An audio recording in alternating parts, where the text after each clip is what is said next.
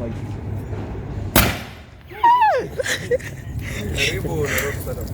Karibuni NairobiStart Up Week. I was scared.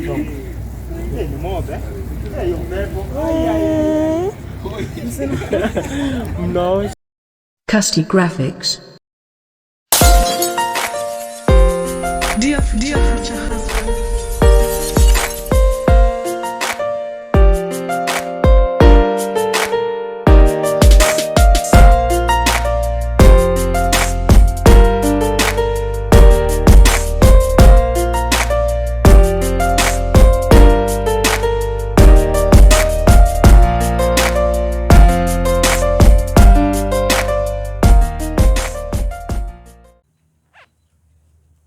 Hello guys, I am Maggie Reri, and you can see tuko waterfront Karen. If you can see the banner behind us, imeandikwa karibu Nairobi Startup Week from July 6th to 10th of July. Na tuko hapa na the host of Nairobi Startup Week, Juliani and partners of the event. Nataka tupige story kidogo nao, tujue ni nini itakuwa ikigo down for this event. So karibuni sana. Asante. Juliani utatupi kidogo about the event. Then partners wazungumze pia tusikie wanasemaje.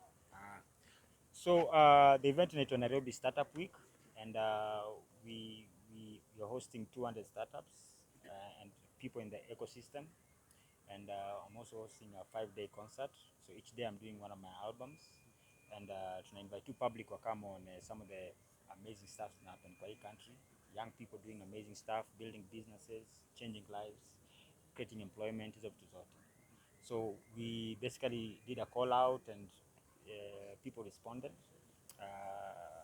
Specifically, of course, the startups. Na wale wase wanafanya hizo startups zi exist ama kwa make facilitate that zikwe eventually successful businesses. So what you're just doing is just inviting the public wakamu wajichekie, wasiwasi kuwa naongea siasa peke yake kwa inchi na pombe na sijui nani amepigwa ngumi ziwapi, but more of substantial stuff that's in a movie country every day. So maybe a quick fact, maybe utanini the startup industry in 2022 sahi so far wameingiza $400 plus million on funding zimekami just from startups peke yake, unaona. So hiyo ni kitu substantial, si ndio? So hizo ni fact tunafaa kuongea kuhusu. Biashara zina grow, na hii ina indicate exactly what being a Kenyan means, because team yetu ni the Kenyan in me, where wase wakiwa noma, they create their own solutions. They don't just wait for people to come and save them. They go out. Ni kama nyinyi hapa hivi, you're young, you go out of probably mulikosanga job kwa media house mkamuacha mcreate your own juu barriers za nyinyi kuingia kwa media house zilikuwa mob, si ndio? And then you decided to do something about it, and you created your own businesses, si ndio? So nyinyi startups. So watukaa nyinyi sio tech peke yake, watukaa nyinyi mna shape, literally new shape conversation ya country every day through topics, trending topics na zile ma interview mnadu. So watukaa nyinyi is the people we're trying to at least inchi to recognize, na pia si tujicelebrate wenyewe that we actually contributing to a country. So tumekuwa na a few friends wamesema immediately they heard about the thing wali to join, and of course tukaanza kuniambia kabla waongee, there's particularly, so there's different things, activities happening. Kuna showcase where different startups, different people in the ecosystem wana host conversations. Kuna exhibition where startups wanaeka tents nini wasawa wanaekenya do. Kuna concerts which ile mimi nitafanya, and then kuna the village with which other artists, comedians will do. So each day kuna maybe DJ, another day kuna comedian, another day kuna nini. Now of course kuna side events. So ka partner wetu hapa Startinex, how they'll do another event at Nairobi Garage kuanzia Monday. Now wanafanya the core, vitu za blockchain, vitu za investment, funding, hizo vitu kai hizo. So sisi tunafanya the cultural side, wanafanya the of course the technical and the heavy stuff. And then of course kuna partner wetu hapo hivi Susu hiyo jina ikai ya maloya, unaona inaka. So what they do is that basically they're coming to support the startups, legal training. Hata nyinyi hapa mnafaa kama actually mfanywe legal training on how to register company, what does it take, na wanaifanya for free. So pia nyinyi mnafaa kama muone venye hasa wasaidia kufigure out your business and of course the legal side of your business. So that's anything you feel like adding? Yeah, venye Juliani amesema, I think Labda jitambulishe. okay. Ni mimi ndo najulikana mzee. Naitwa Innocent, na run company inaitwa Startinev. Venye Juliani amesema, I think 1.3 million Kenya shillings is raised every day in Kenya by startups, by businesses. I think last week was the latest, $40 million by one company, and that means kuna space, kuna gap, but then kuna pesa. Na hiyo pesa sijui if it's accounted for, if it's controlled. There are so many issues around that. But then pia hii pesa ikikuja inaenda wapi? Hii pesa ikikuja inatumikaje? Are these startups growing? Are they scaling? Kuna employment and there's all that. So what we want to do is to make sure that tumefika level yenye US iko. You know, kuna Uber, sijui Google, Facebook. Tunasemanga we want to be like China in 10 years, but we forget that in 10 years China won't be the way it is. It will be like China in another 10 years. So we might never catch up. So this has to happen for us to catch up. But then pia a lot of young people wanaogopa hizi events, wanasema ni complex, blockchain, NFT, cyber security, DeFi, lakini tusipofanya tutapata kampuni za nje zitakuja zitafanya, afu sisi tutakimbia Twitter tuseme ati watu wanachukua kazi zetu. Ni sisi tumewalao kuchukua kazi zetu, so we have to step in, bring the fun part of it, music, while teaching at the same time. Let's see what Kenyans are doing, because Kenyans are very creative. At the very core of it, what makes us unique is how creative we are, how innovative we are. And if money is coming in, we have to also provide a way for it to come in. So yeah, that's the goal of the event. We will be supporting Giuliani at Waterfront, but the event will start on Monday. So it's a startup week. So Monday to Sunday. It ends on Monday, Nairobi Garage, Tuesday Nairobi Garage. Then the other 3 days itakuwa nusu Nairobi Garage, then afternoon tunakuja muziki Waterfront.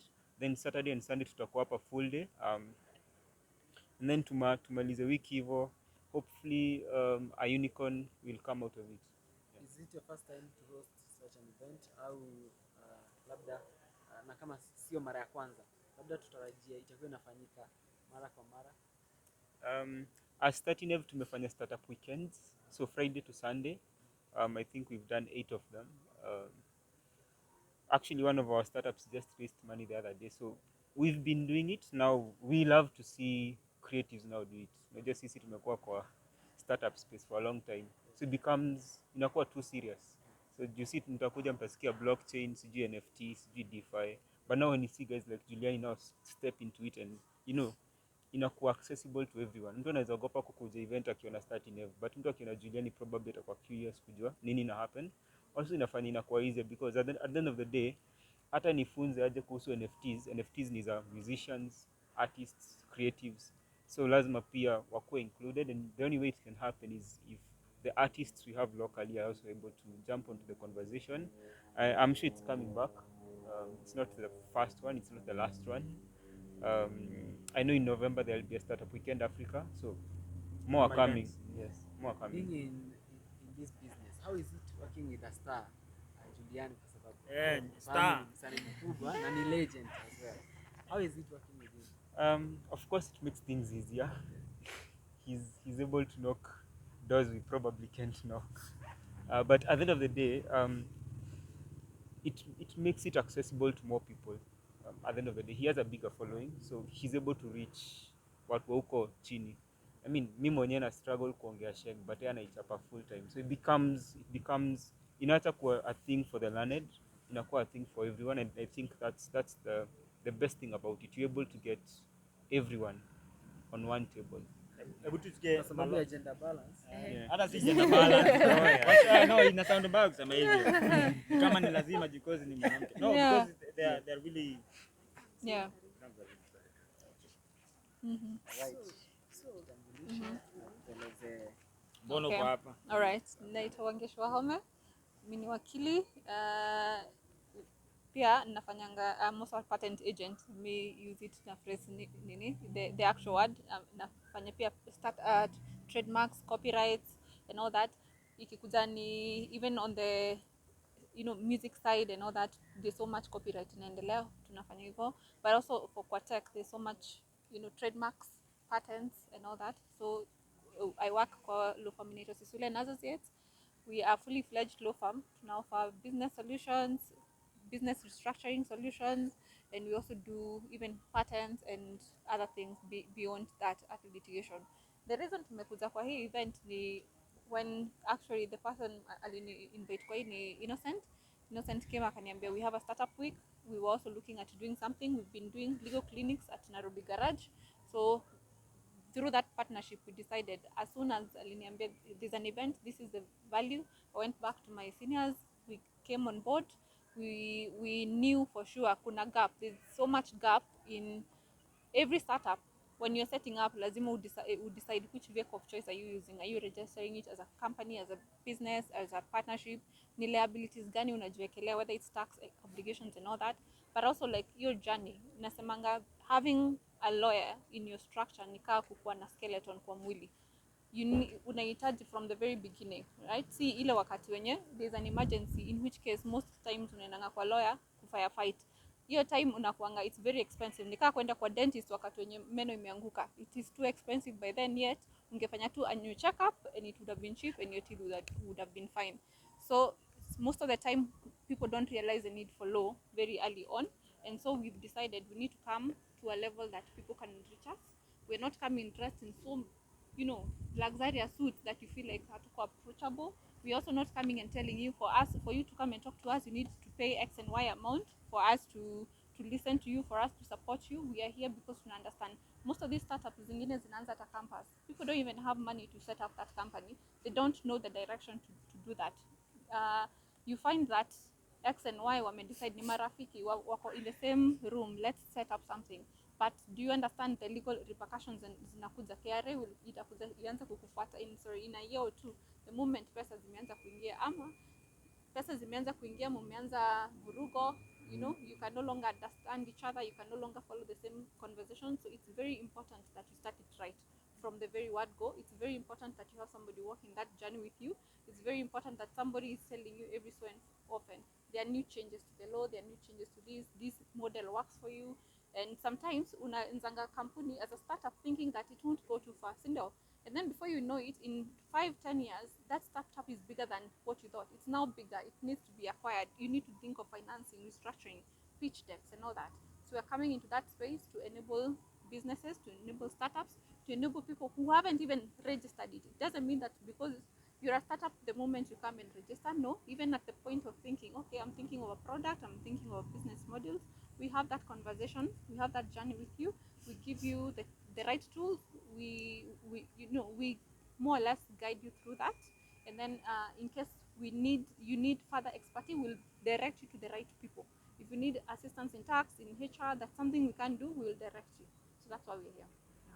I have a question to Juliani. I would like to know why you decided to choose this place, or rather, why aungeweka place ingine like Nakuru, Mombasa, but you decided to choose this place in Nairobi ama huku? And also to add on that question, Juliani ni msee wa mtaa, lakini ukiangalia place ameweka lakini ukiangalia place ameweka ni pahali kwa mababi wasee wenye wako fiti. Labda mbona haungechagua kule Islando? Yeah.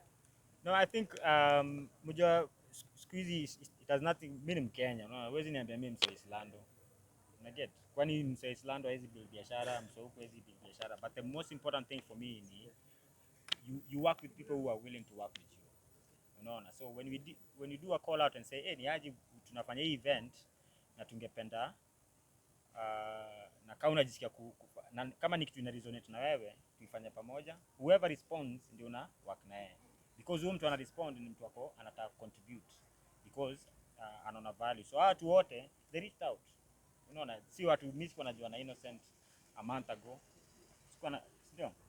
It's value. So hao ni watu wana contribute kwa hii ecosystem, wanataka kuona young people wamegrow biashara zao, wako represented legally, wako na all the right tools. The same na Waterfront. Waterfront immediately we have conversation now like, hey, we want to do this. Unaona? So if somebody else came and told me that they see value, sawa. So but Waterfront specifically say this. But also peer the audience. Mse kama anaona value into something, they always go out of their way to go and look for it. So hata ningeifanya Nakuru, mse kana anaona value, si mnananga ulevi Naivasha. Kwani mke ana ulevi Naivasha, mbona mse, unaona? So you can't say that if somebody sees value and you see something, you go out of your way to go and get it. So that's na hiyo ndio Kenya tunasema. Mkenya agojiange akaribishwe yeye unawa. And the reason why we are doing in Nairobi, of course Nairobi ni rahisi because most of them ni hub ya startups. Nairobi ni hub ya startup. Of course they work in other spaces and other counties, but most of the offices ziko hapa. So first of all, wacha tuavie conversation tu kuanza hapa. Place ni rahisi juu ni 30 minutes away from anywhere. So that's the kind of thinking tuko na. That's why tulifanya Nairobi.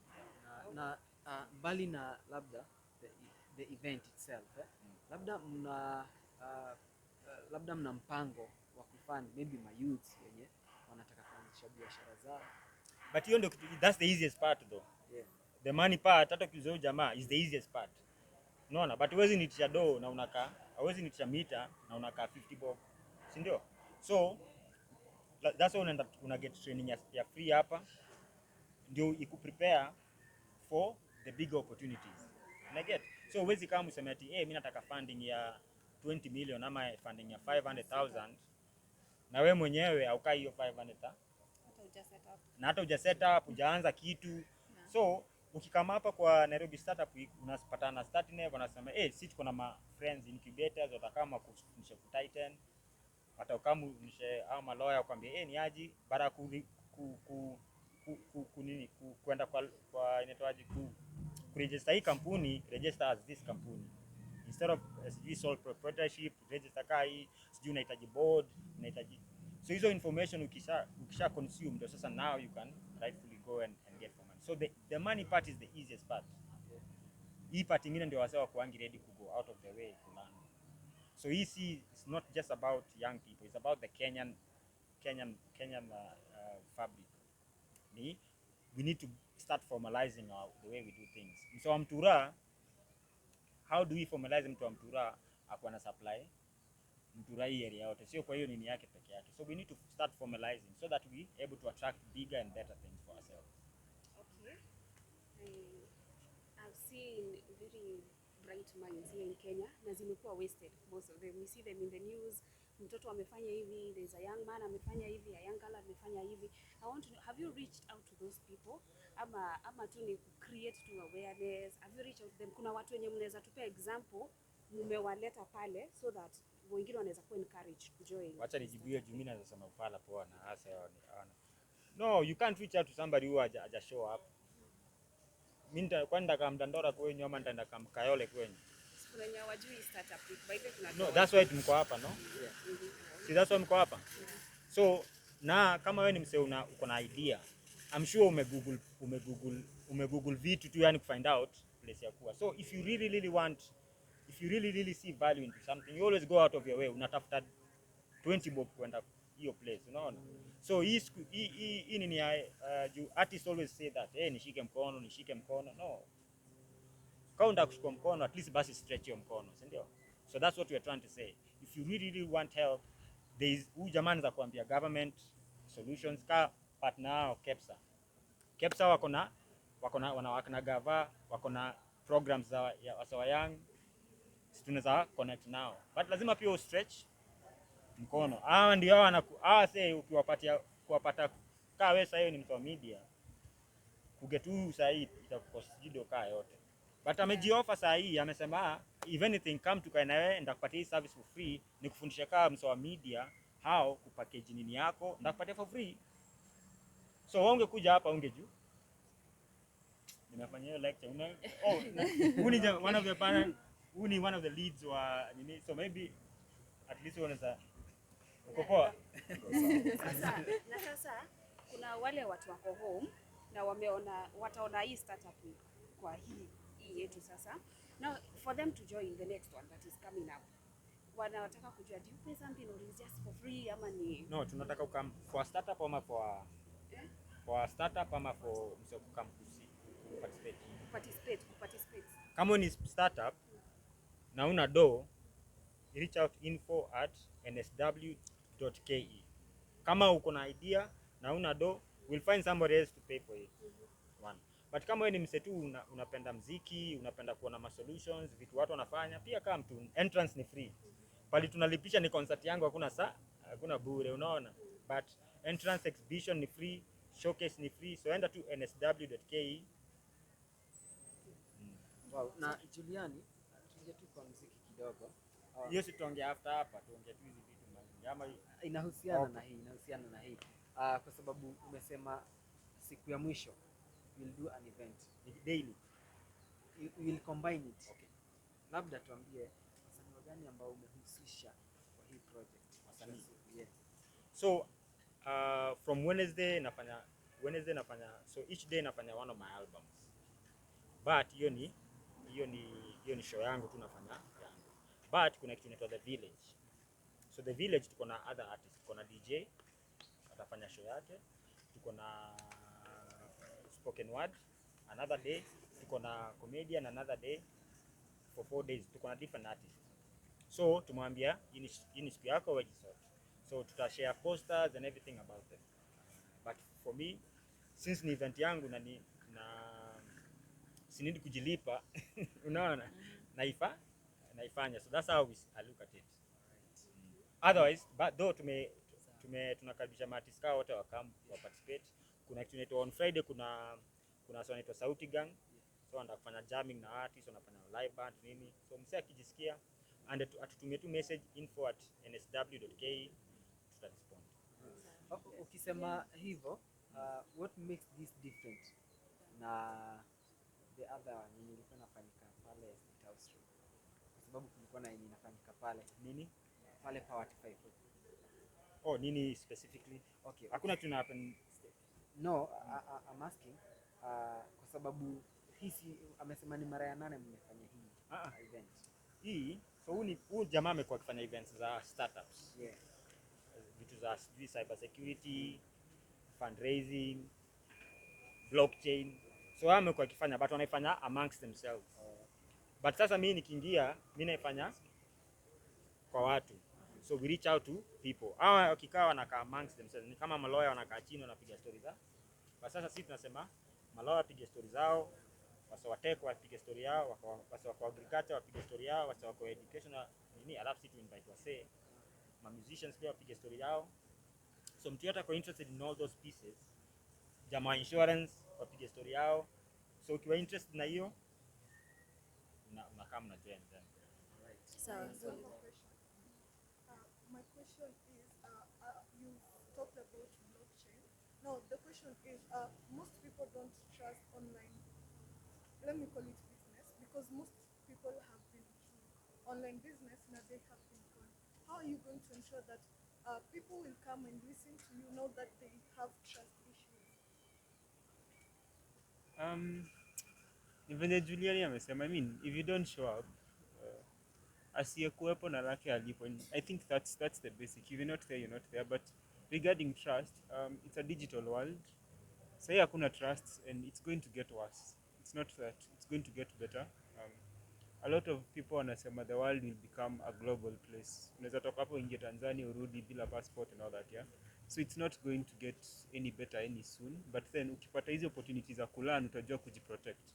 For example, ukikuja session ya cyber security tutakwambia password usiweke jina yako, password usiweke bila full stop, usiweke bila, I mean, you're able to learn, unaweza kujiprotect. But at the end of the day, kama hauko kwa hizi spaces zenye zinaongelea hizi vitu, you'll never get to learn about the things. Yeah. What do we expect in blockchain? Is it cryptocurrency, forex trading, or what should we So your event, your session, your blockchain, your Nairobi Garage, it will be actually NFTs. Our partners at Indian Labs watakuwa wakisaidia watu kumint, so somebody will win money actually to build their NFT, and kutakuwa na training, kutakuwa na workshop, then jioni mwenye atakuwa ameshinda na the best NFT tuta provide gas fees, nito gas fees za kuhost. Yeah. Right. I have a question to Maybe would you tell us more about it? Ulinifollow IG ukaona hiyo, si ndio? Si ati nilikuwa nimeambia watu. Yes. Unaona? So kwenye umesema, so the biggest issue sasa na story ya any mse yote anaanzisha biashara Kenya, hata the smallest, hata kani shop IG, hivyo ni mention trust issues. Wasoko na trust issues, but hizo trust issues zina come out of wase wale wako na biashara, they have never gone out of their way to talk to the customers or tukao. So mseka mimi na kama mimi tunaambia ni aje, say wanajaribu na say wanajaribu, but also you have to understand that this is a new way of thinking for the future Kenya or the nini. So blockchain is a new way of thinking globally, also Kenya. So yes, unaweza kuwa na trust issues, but there are people actually who are intentional about it and trying to work on it. So come in and at least learn na ujue Kenya na do. So specifically your podcast tuko na meet Sam Gikandi Africa Stocking. Jamali raised dongapi? $6 million, for example. $6 million yani ka 6 billion, si ndio? 600 million. Oh, okay. Sawa. Nyinyi ndio wasema hesabu. But ni domob. Hiyo tu ndio tunataka kusema. So 600 million ama 6 billion, kuna ala raise 2 billion, 20 billion. The truth is huyu jamaa kuna way anafikiria, kuna venye anaangalia dunia that ako able ku come up na solution na kuraise hiyo do. So psyche yake venye anafikiria, I was trying to understand your psyche so that we present that information to Wakenya waone kumbe hizi kitu ni possible, kumbe hii ni possible, kumbe kuna watu wanafanya vitu kaa hii beyond headlines za Kenya Kwanza na Azimio. There's other amazing things that's happen kwa hii country that was said. So we wanted to put faces to these stories. So that's why we did the podcast. Tuko na Duncan Mushemi ni mwenye Jambo Pay, Sam Gishuru mwenye Kidato, Jamali raised $1.6 million ku set up shule digital. Tuko na Sandy, unaona msee anadu job daily na mumoni hata. So we're trying to bring these stories so waone that actually kuna Kenyans wana move things, wanafanya vitu zi happen, wana create employment, wana change lives za wase wengi. So that's the kind of thinking we have na startup. So kama umitase at the earliest stage, wala waja build bado na wala wamefika, na pia kama learn, pia ukamu contribute. So that's the kind of thinking we're trying to have through your podcast, through concerts, through partnerships na tukai. So any other person is free to join the podcast? Na hiyo iliisha. Tuko nafanya tu only 5 people so that wase waone juani wase tumeselect particularly, but if there's other conversation that I think or we think that needs to be out there, of course tutafanya. Hiyo ni kitu rahisi kufanya. The last question is for Innocent. Kidogo tu, moja tu. Kenyans have a tendency of not buying Kenya, right from music mpaka hizo vitu zingine. So swali yangu ni when these people come na wameinvent vitu zao hapa zao sasa zetu for Kenyans now from Kenyans, do you have quality control measures zile za kujua like sasa juu atubaingi wengine because product quality yao iko nyinyi, sasa mkikuja hapa mna encourage mambo quality ndio ziweze kubaiwa because we have that problem in Kenya? It's a good thing you have the lawyers here. Yeah. Well, it was directed to Innocent, lakini wacha tu nijibu. You see, kuna kitu tunasema, the reason as to why, even for us, hata tukifungua the African free trade and the abilities for Kenyans to do business both in Africa and also internationally, lazima quality ikue, sindio? But also kuna kitu tunaangalia, in terms of quality, you need originality. Quality comes in trust, consumer protection, right? But pia tunaangalia originality, the design and all that. That's one of the things that we Kenyans tumezoea kufanya. So I come see something, I copy it, I don't understand nani alianza, nani ali-invent, am I stealing it from somebody? Tuna take copyright ya mtu, IP. So one of the things sasa tunafanya, we are trying to create an outreach on it for intellectual property, to train young designers, young people who are in this space, artisans and all that, who understand you need to have your unique identifiers, unique designs, alafu you register them, you protect them. And then now from there, you move into the market element of it. How do you market it? How do you make sure that your intellectual property yako na your product yako, it's actually scalable, right? And then now when it comes to, of course, now quality controls comes into how exactly is that opening business for you and trust. Tuliona Kenya, was it last year, when we were having a ban on avocado for a while? Why? Because people are rushing so much into the market without understanding that you're ruining the market for you, for yourself both and also for others. So that is one thing to encourage. Right now we are already organizing something with the artisans in Kariako to more or less try and sensitize on, one, having original designs, protecting them, registering them, and finally doing quality controls, doing quality products, finishing ends, and then now marketing it. Either as a unit, you are selling it as an individual, maybe as an individual, but also you can try and do like sell as a like an entire group, and then of course now that allows you guys to even have better chances in the market. Maybe if I can add on to that. So Wakenya tuko na idea ya itabidi. So Wakenya tunakuanga na first to market, kukata shortcuts. So kazi yetu inakuanga umecheki, how can I do this the fastest and easiest way to do it, yeah? Na hiyo ndio inaletanga shida ya quality control. So pia mkikam Nairobi Startup Week, engage na wase kama Innocent. Na kuna wase wame take time not just to cut shortcuts wafanye ikuwe right, but pia they do it right from grassroots all the way to the top. So mki-engage na wase, mchange mindset za Wakenya, especially innovators. Tuache hiyo mindset ya as much as nimeingisha, nimefanya na nimetoka, I do it right, do it in a way hata nikipelekea Zuckerberg atacheki aseme okay, sizi hakuna venye naweza kustilia idea, you get, na hakuna venye na haribu quality ya stuff. So please make sure you come for NSW, guys. Asanteni sana. Tumeshukuru. Oh, hatujafanya huyu jamaa, huyu ni jamaa madoo man. Ah, jani. Come tufanye tu moja.